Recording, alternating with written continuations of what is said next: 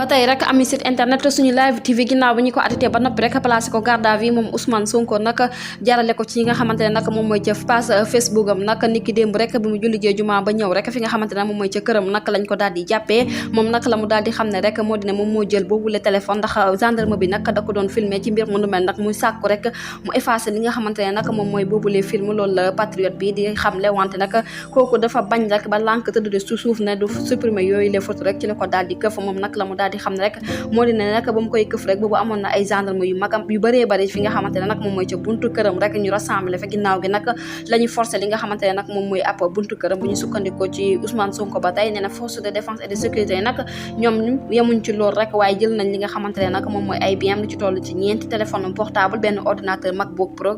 benn arme ak benn valise boo xamante ne rek am na ay yére ak xaalis bu toll ci 2 millions ginnaaw bi ñu ko kidnappé foofu ca diwaan bu Koungheul mbir mu nu mel nag kii di Ousmane Sonko ne nag du kenn ku dul Macky Sall ak ko nguuram du ñàkk rek dinañ ci ñëwaat yeneen i jotaay xabaar jërë ngeen jëf ci teewlu bu leen fàttee abonné ba saale cloche de notification ngir amaat yeneen i info